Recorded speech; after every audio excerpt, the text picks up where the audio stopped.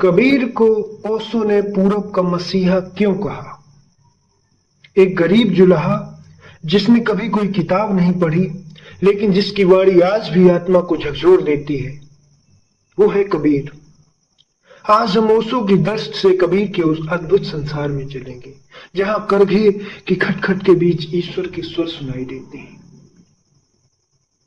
ओशो कहते हैं, कबीर पहले ऐसे गरीब थे जिन्हें ईश्वर का आदमी माना गया। वो कोई राजमहलों में नहीं जन्मे, न पंडितों के घर में पले, बस एक साधारण बुनकर जो गली कूचों में रहता था, लेकिन उनके भीतर का अनुभव इतना विशाल था कि विद्वानों के सारे तर्क फीके पड़ जाएं। एक आदमी जागृत होता है जब जब उसके पास संपूर्ण धन हो, विलास के साधन हो। जब बुद्ध का जागरण हुआ, बुद्ध का इनलाइटनमेंट हुआ, तब उनके पास हर प्रकार की सुविधाएं और सुख सुविधाएं थी। परंतु कबीर के पास क्या था? कुछ नहीं। एक गरीब बुनकर परिवार में जन्मे कबीर के पास वो कुछ भी नहीं था जिसको पाके वो संतुष्ट हो जाए और ईश्वर के मार्ग पर चल पड़े।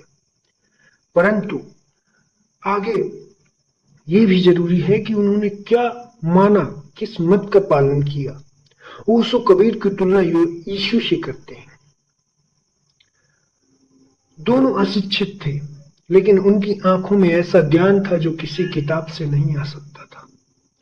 दोनों ने शिक्षा ग्रहण नहीं की थी, परंतु जो ज्ञान कबीर की आंखों में था वही यीशु की आंखों में भी था।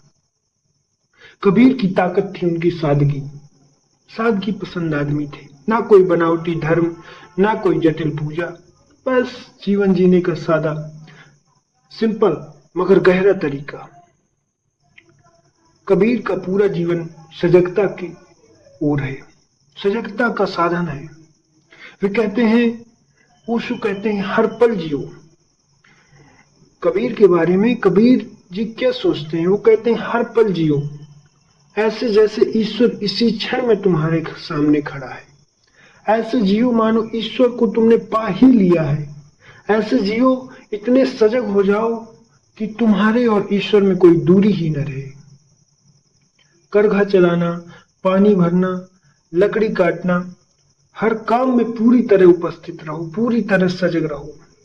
तुम जो भी कर रहे हो, जूते पहन रहे हो, चल रहे हो, कुछ खरीद रहे हो, सजगता बहुत जरूरी है। और जब तुम ऐसे सजग हो जाओगे, तब ईश्वर की ओर पहला कदम बढ़ा लोगे। कबीर वही कहते हैं कि इतने सजग हो जाओ कि जिस पल में रहो उसी पल में जी लो। जिस पल में रहो उसमें पूर्णतः सजग हो जाओ।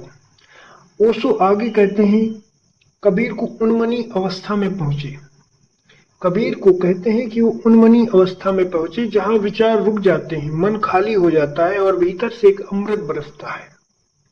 विचारों का आदान प्रदान जहां शून्य हो जाता है, मन की खलबली शांत हो जाती है। यही वो जगह है जहां साधक ईश्वर का सीधा अनुभव करता है, बिना किसी किताब, बिना किसी गुरु मध्यस्थ के। ऐसी स्थिति है उन्मनी की स्थिति, जहां मन खाली हो जाए, जहां विचारों का आदान प्रदान शून्य हो जाए, वही उन्मनी की अवस्था है। तो ओशो कहते हैं कि कबीर उन्मनी की अवस्था में पहुंच जाते हैं। आगे ओशो कहते हैं, कबीर का मार्ग प्रेम का मार्ग है।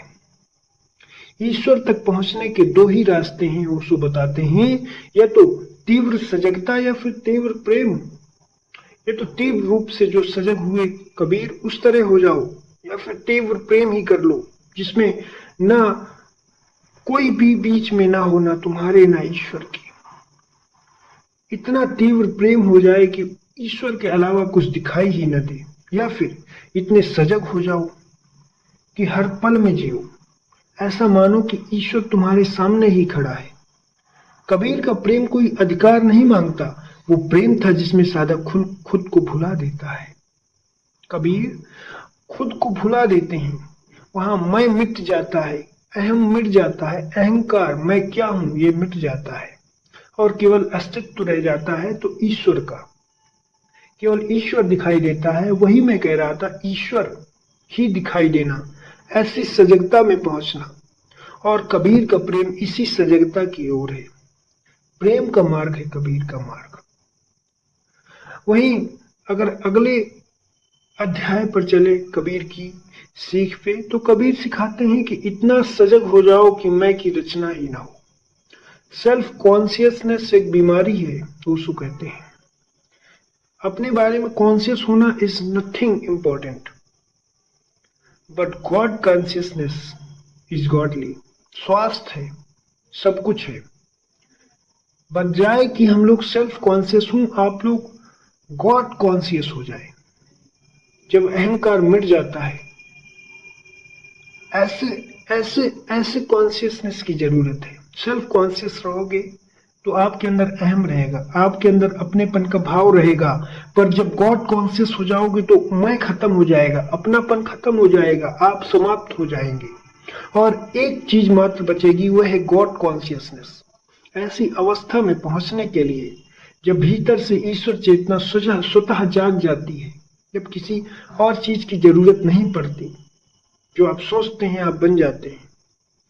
संसार की मोह माया से दूर एक ऐसी स्थिति की ओर जहां केवल ईश्वर का वास होता है, जहां सिर्फ ईश्वर दिखाई देता है। कबीर के लिए परम सत्य है मौन। वो कहते हैं कि मौन ही सत्य है, जहां नाम रूप और भेद सब समाप्त हो जाते हैं। वो कहते हैं कि उस मौन में द्वैत समाप्त हो जाता है और जो बचता है वही ईश्वर है। जो दो रूप हैं, एक ईश्वर है एक तुम हो, वो समाप्त हो जाता है और मौन में बचता है सिर्फ एक, वो है ईश्वर। कबीर का शब्द केवल शब्द नहीं बल्कि अनहद नाद है, वो ध्वनि जो कानों से नहीं आत्मा से सुनी जाती है। कबीर के शब्द अनहद नाद हैं। जिस तरह से उन्होंने कई दोहों की रचना की, बहुत ही बेसिक लोकल ट्रेडिशन से जुड़े हुए। उनके दोहों में एक राग है, एक सामान्य पहुंच है। उनके दोहों में ऐसी स्थिति है जिस पर पहुंचना सामान्य मनुष्य की बात नहीं है।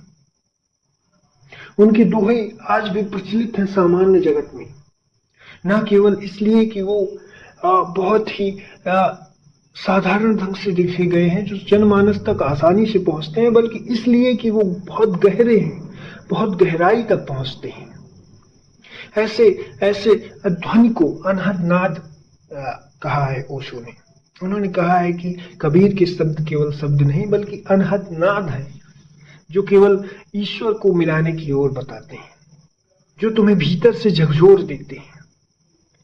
कबीर ओशो की दृष्टि में ऐसे संत हैं जो किसी धर्म ग्रंथ, किसी संस्था या किसी पूजा पद्धति में नहीं बने। रीति रिवाजों से दूर थे कबीर। ओशो कहते हैं कि ऐसे ऐसे हुए कबीर की उन्होंने किसी की परवाह नहीं की, न समाज की न ईश्वर की, और उनके लिए एकमात्र विकल्प था, वो था ईश्वर को पाना। उनका संदेश सीधा था, सजग रहो, प्रेम से जियो, अहंकार को छोड़ो। 3 संदेश उनके प्रमुख थे, सजग रहो, प्रेम से जियो और अहंकार को छोड़ दो। जैसे करघा पर धागा बुनते बुनते उन्होंने जीवन का सत्य बुन लिया, वैसे ही हम भी अपने जीवन के करघे पर चेतना, प्रेम, मौन, इन सब चीजों को धारण कर सकते हैं और इनके धागे बुन सकते हैं। तो क्या आप लोग भी तैयार हैं? क्या आप लोग भी तैयार हैं कबीर को अपने जीवन में उतारने के लिए? उनकी सजगता, उनके प्रेम और उनके अहंकार छोड़ने के गुण को धारण करने के लिए क्या आप तैयार हैं? बल्कि सिर्फ सुनने में नहीं बल्कि करने में विश्वास रखते हैं, जीने में विश्वास रखते हैं। अगर ऐसी जीवन जीना है आपको, ऐसे ही नई ओशो के विचारों से जुड़ना है, तो आप इस चैनल से जुड़ सकते हैं।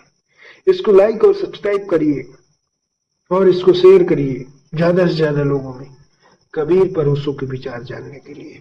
धन्यवाद।